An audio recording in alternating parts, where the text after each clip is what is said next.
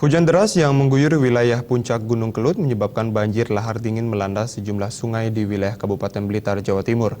Air yang meluap di beberapa titik lokasi sabuk dam ini mencapai ketinggian 30 cm.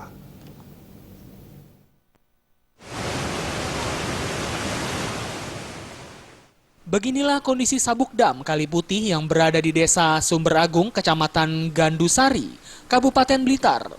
Debit air sungai ini meluap hingga naik ke permukaan akses jalan setelah puncak Gunung Kelut diguyur hujan deras selama 3 jam.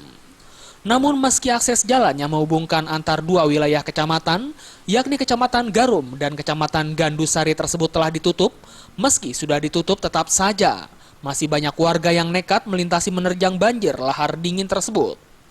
Dengan alasan bila harus berputar, maka jarak tempuh yang harus dilewati akan memakan waktu yang lebih lama.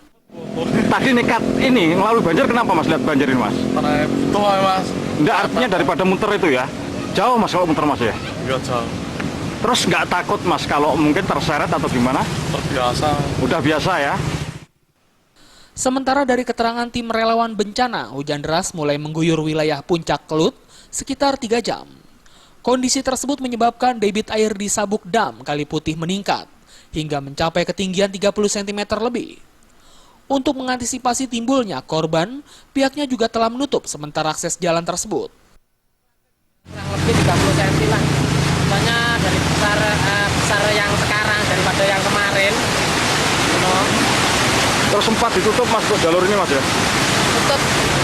Tutup sama rekan-rekan. Yang barat dialihkan lewat Sumber Bentes, terus ke Sumberagung, Sukosewu bisa. Dari Sukosewu dialihkan ke Bragung, Sumber Bentes, langsung ke Bragung. Selain sabuk dam Kali Putih di Kabupaten Blitar sendiri, khususnya di wilayah lereng Gunung Kelut, masih terdapat beberapa buah sabuk dam lain. Di antaranya yang terdapat di Desa Ngaringan, Desa Ngadirenggo, dan juga sabuk dam di wilayah Kecamatan Wulingi, yang difungsikan untuk mengantisipasi adanya lahar dingin.